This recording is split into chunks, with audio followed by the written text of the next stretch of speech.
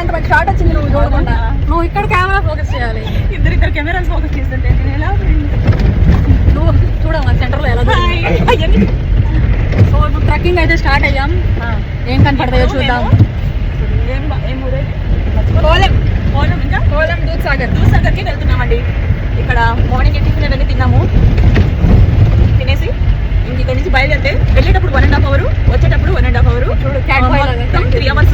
తర్వాత అక్కడ స్నానం అవి చేయొచ్చు. మన అదృష్టానికి కొద్ది రోజు చల్లగా ఉంది ఇక్కడ నిన్న మొన్న 2 రోజులు మగ్గిపోయింది. విపరీతమైన ఎండ. అసలు నేను చాలా బాధపడ్డా. మార్నింగ్ నేను లేచి మేము ఊరు నుంచి వచ్చాము. అదే ఊరు నిన్న మేము గోకర్ణ వెళ్ళి అక్కడ టెంపుల్ అవన్నీ చూసుకొని అక్కడ చూసుకున్నాను. నేను బట్టలు కొనుక్కొని ఇంకా వచ్చేటప్పటికి నైట్ బట్టలు చూడలేదు. 1 o'clock అయింది. 1 o'clock పడుకొని మార్నింగ్ చూసేటప్పటికి చల్లబడిలే కానీ కూల్గా లేదు.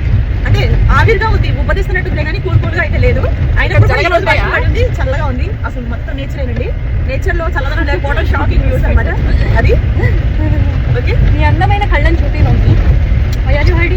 బాగుంది అడ్రస్. చాలా బాగుంది. 4 సంవత్సరాలు ఇది వేసుకున్నాను. 4 years తర్వాత ఫ్రాక్ వేసుకున్నాను నేను ఈ రోజు. ఇక్కడ ఆగకూడదంటావా? ఏదో పూజ చేశారా? పూజ చేశారు. దండం పెట్టుకున్నావా?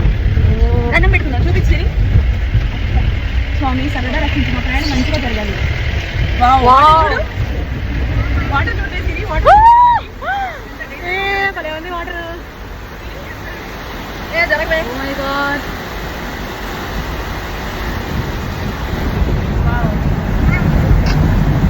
భలే ఉంది వాటర్. చాలా అంటే చాలా బాగుంది.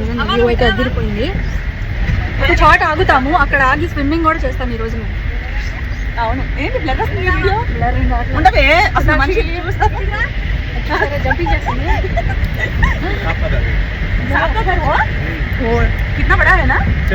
స్నేక్ హౌస్ అంట అది.